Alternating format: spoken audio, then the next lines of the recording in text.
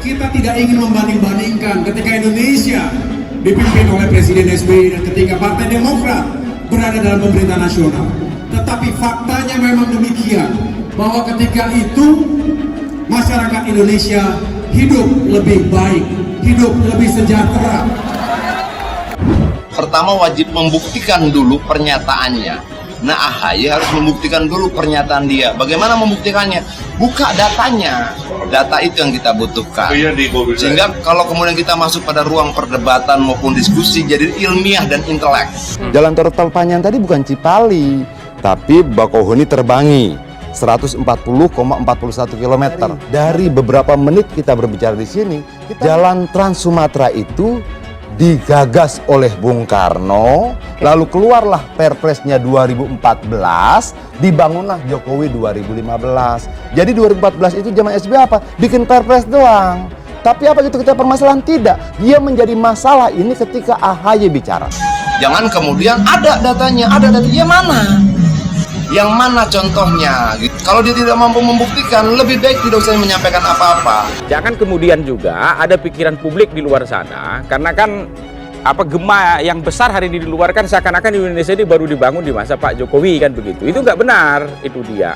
Saya sepakat, itu loh, semua pemerintahan punya peran, itu loh, membuat Indonesia kita seperti hari ini. Kemiskinan menurun ketika itu, betul? Tidak. Betul? Tidak. Betul? Tidak. Kita katakan bahwa memang pada era Pak SBY itu kemiskinan misalnya itu turun, benar-benar turun-temurun maksudnya. Kemiskinan menurun ketika itu, betul? Tidak. Betul? Tidak. Turun-temurun maksudnya. Bukan Dari turun, bapak ke benar. anaknya, dari anak ke cucu. Bukan Dari turun, bapak ke benar. anaknya, dari anak ke cucu. Dari Ibu Artinya Mega begini. sudah dapat turun Sudah dijawab ya Bang artinya ya? Sudah dijawab. Sampai dulu Ya. brother. Untuk itu baiknya teman-teman yang loyal pada AHY di Partai Demokrat, ajarin aja bagaimana cara membacanya dan jangan kasih data yang salah. Nanti mempermalukan AHY loh. Kehidupan masyarakat kita hari ini tidak lebih baik dari dulu, betul? Tidak. Tidak. Tidak. Banyak yang hidupnya semakin sulit, betul? Tidak. Tidak. Kalau kemudian kita bicara tanpa data, kalau kemudian ketiadaan data itu menciptakan kegaduhan, kalau kemudian itu menciptakan saling berkompetisi yang tidak sehat antara yang mantan dan yang sedang berkuasa. Oke. Kalau mau bicara, kuatkan datanya. Enggak, habis ini. Enggak, silakan. Sabar tunggu, aku ambil datanya. Silakan. Sabar tunggu, aku ambil datanya. Oke. Badan Pusat Statistik mengklaim selama 3 tahun kepemimpinan Presiden Joko Widodo, angka kemiskinan turun cukup signifikan.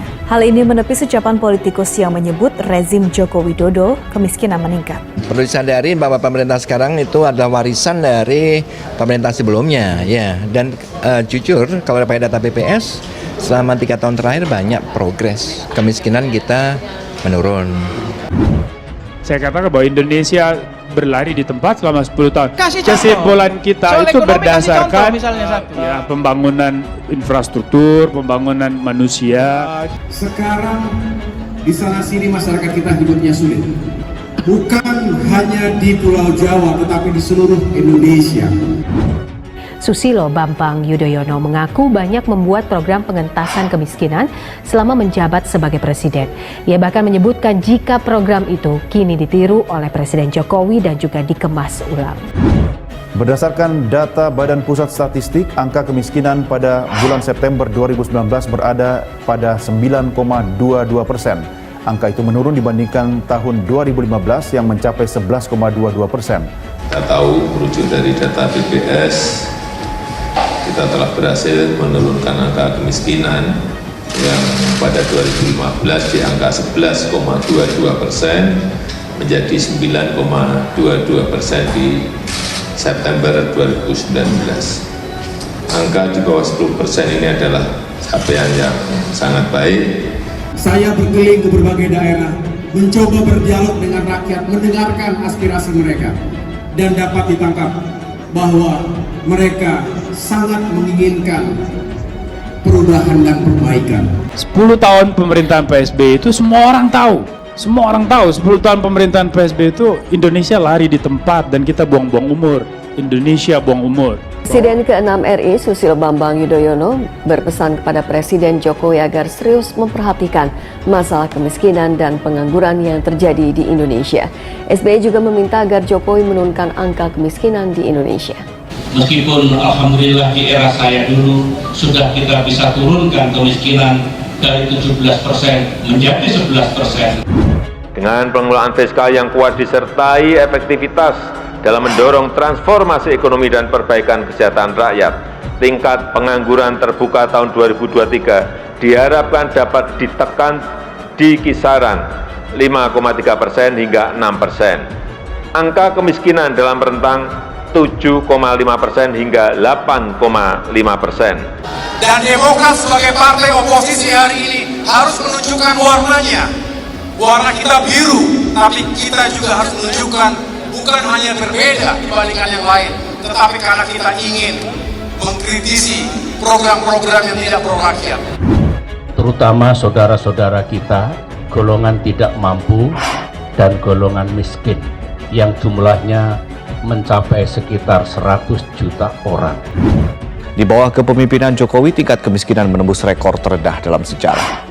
Menurut Ketua MPR, angka kemiskinan terendah dalam sejarah yakni 9,41% dari sebelumnya 11,22% di tahun 2015. Pembangunan ekonomi telah banyak mencapai kemajuan dan meningkatkan taraf hidup serta harkat martabat rakyat Indonesia. Di saat negara lain melambat, pertumbuhan ekonomi Indonesia selama 5 tahun kecenderungannya mengalami peningkatan.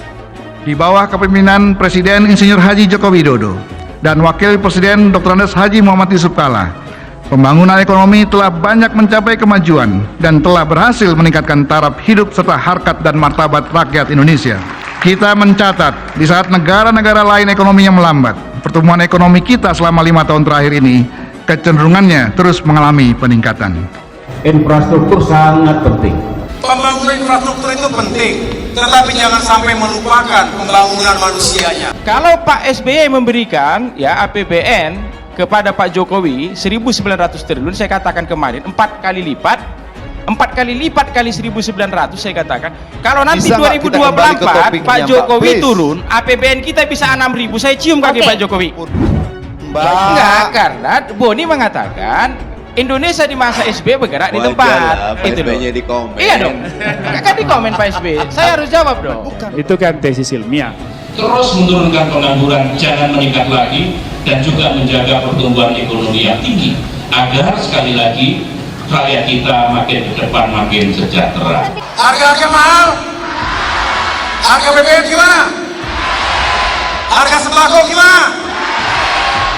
Saya berharap Presiden Jokowi dengan pemerintahan sekarang juga bekerja sangat keras untuk terus menurunkan angka kemiskinan, jangan meningkat lagi. Salam pembaharuan. Saudara, Ketua Umum Partai Demokrat Agus Harimurti Yudhoyono atau AHY menyinggung soal peluang baik Partai Demokrat menjelang 2024. AHY bicara kondisi masyarakat lebih baik di bawah kepemimpinan Presiden ke-6 RI Susilo Bambang Yudhoyono atau SBY. Ada peluang yang baik untuk Partai Demokrat, insya Allah, seiring dengan meningkatnya elektabilitas Partai Demokrat oleh lembaga survei, baik di tingkat nasional, baik khususnya di DKI Jakarta seperti yang tadi dilaporkan oleh Ketua DPD. Papar AHY dalam acara pelantikan DPC dan DPAC Demokrat se-DKI Jakarta di Goro Ciracas, Jakarta Timur, Selasa 11 Oktober 2022. AHY berharap perolehan Partai Demokrat di pemilihan legislatif nanti bisa meningkat, termasuk saat kader partai bisa menjadi kandidat dalam pemilu 2024 mendatang. Kita juga sedang berikhtiar, berupaya sekuat tenaga. Semoga terbangun koalisi dan akhirnya Partai Demokrat bisa mengikuti sebagai kandidat dalam pemilihan presiden 2024. Bukan kekuasaan yang kita incar, tapi kita ingin mengusung perubahan dan perbaikan, katanya. AHY lantas menyinggung jika kehidupan masyarakat Indonesia saat ini sedang sulit. Ia membandingkan kondisi masyarakat di bawah kepemimpinan SBY pada pemerintahan sebelumnya. Kehidupan masyarakat kita hari ini tidak lebih baik dari dulu, betul? Kehidupan semakin sulit. Kita tidak ingin membanding-bandingkan ketika Indonesia dipimpin oleh Presiden SBY dan ketika Partai Demokrat berada dalam pemerintahan nasional, kata AHY. Tapi faktanya memang demikian, bahwa ketika itu masyarakat Indonesia hidup lebih baik, lebih sejahtera, kemiskinan menurun ketika itu. Betul, pengangguran menurun ketika itu. Sekarang di sana-sini masyarakat kita hidupnya sulit. Bukan hanya di Pulau Jawa, tetapi di seluruh Indonesia. Sambungnya, di hadapan para kader Partai Demokrat Jakarta, AHY meminta kader untuk menunjukkan sikap oposisi. AHY meminta kader tak segan-segan mengkritik program yang tidak berpihak pada rakyat. Demokrat sebagai partai oposisi harus menunjukkan warnanya. Warna kita biru, tapi kita juga harus menunjukkan bukan hanya berbeda daripada partai lain, tetapi karena kita ingin mengkritisi program-program yang tidak pro rakyat, bahwa akhirnya pembangunan itu untuk rakyat, bukan sebaliknya, kata AHY. Faktanya harga-harga gimana Bapak Ibu? Harga-harga mahal, harga BBM gimana? Harga sembako gimana? Penghasilan gimana penghasilan? Daya beli gimana? Tandasnya.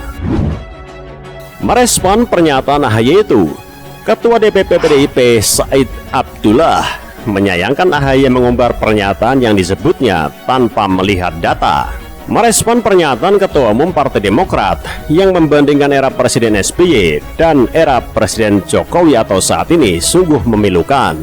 Karena pernyataan tersebut diumbar tanpa data dan fakta. Kata Said saat dihubungi Rabu 12 Oktober 2022. Said mengatakan, setiap pemerintahan pasti memiliki tantangannya masing-masing. Namun dia menyebut pembangunan yang dilakukan antara era pemerintahan pasti berkelanjutan. Secara pasti kita katakan bahwa pembangunan adalah proses yang berkelanjutan. Setiap pemerintahan memiliki tantangan dan kemampuannya masing-masing, ujarnya. Saya lantas membandingkan indikator pembangunan era SBY dan Jokowi. Dia menyebut di era SBY pada akhir 2014 jumlah penduduk miskin mencapai 27,73 juta jiwa. Sedangkan pada era Jokowi angka tersebut turun drastis dengan jumlah 24,79 juta pada akhir 2019. Bahkan setelah dihantam badai pandemi, kita pulih lebih cepat. Pada Maret 2022, jumlah penduduk miskin kita turun menjadi 26,16 juta. Turun dari semester sebelumnya yang mencapai 26,5 juta penduduk, ujarnya. Kondisi itu, kata Said, juga terjadi pada tingkat pengangguran. Dia menyebut tingkat pengangguran jauh lebih rendah dibanding masa Presiden SBY. Pada akhir tahun 2014, jumlah pengangguran mencapai 7,24 juta. Sedangkan pada masa Presiden Joko Widodo, tingkat pengangguran pada tahun 2019 mencapai 7,1 juta. Bahkan saat 2 tahun lebih dihantam pandemi, tingkat pengangguran kita terus turun sejak tahun 2020. Imbuhnya. Kemudian Said juga membicarakan kesenjangan sosial yang kerap disebut makin melebar di era Jokowi. Menurutnya berdasarkan data BPS, pada akhir 2014 rasio kesenjangan sosial mencapai 0,414. Sedangkan pada 2022 rasionya di posisi 0,384. Kondisi yang sama, lanjut Said, juga terjadi pada produk domestik bruto atau PDB. Dia membeberkan PDB Indonesia pada tahun 2014, yakni 10.569,7 triliun rupiah. Sedangkan akhir tahun lalu, PDB Indonesia berkembang mencapai 16.979,7 triliun rupiah atau meningkat sekitar 62% dibanding akhir pemerintahan SBY. Tak hanya itu, Said membeberkan indeks persepsi korupsi atau IPK di masa pemerintah Joko Widodo jauh lebih baik dari warisan era Presiden SBY. Skor IPK Indonesia, kata Said, mencapai 34 pada 2014 dan pada 2021 sebagaimana yang dirilis oleh Transparansi Internasional mencapai 38. Semakin tinggi skor menandakan tingkat IPK semakin baik. Terkait kemajuan infrastruktur, kita nggak perlu membandingkan lagi. Tentu di masa Presiden Jokowi jauh lebih terlihat dan pembangunan infrastruktur di seluruh pelosok tanah air. Di masa pemerintahan mana pegunungan tengah Provinsi Papua yang terisolir bisa terbuka akses jalan, kata Said. Atas data-data itulah Said menyebut AHY halu menyebut rakyat hidup lebih baik di era SBY. Dia menyarankan agar AHY tidak mengumbar pernyataan hanya demi mendapat tepuk tangan. Sementara itu, PKB menilai tidak elok membanding-bandingkan masa lalu dengan masa sekarang. Ojo dibanding-bandingke, jangan dibanding-bandingkan. Setiap era pemerintahan memiliki tantangan dan keberhasilan masing-masing. Tidak elok jika hanya melihat masa lalu tanpa melihat keberhasilan dari pemerintahan Jokowi, baik era Jokowi JK maupun Jokowi Ma'ruf Amin, kata Ketua DPP PKB Daniel Johan saat dihubungi Selasa 11 Oktober 2022. Daniel Johan mengatakan angka kemiskinan memang menurun di akhir pemerintahan SBY. Sementara dia tidak menampik pada era Jokowi, angka kemiskinan naik dan inflasi juga meningkat lantaran pandemi COVID-19. Angka kemiskinan menurun di akhir pemerintahan Bapak SBY. Angka kemiskinan 11,7% dan pemerintahan Presiden Jokowi 9,7%. Itu pun naik karena hantaman COVID yang menyerang perekonomian Indonesia dan dunia. Pemerintah Jokowi Ma'ruf Amin telah melewati masa sulit akibat wabah COVID-19 dan pertumbuhan ekonomi perlahan mulai kembali pulih, ucapnya.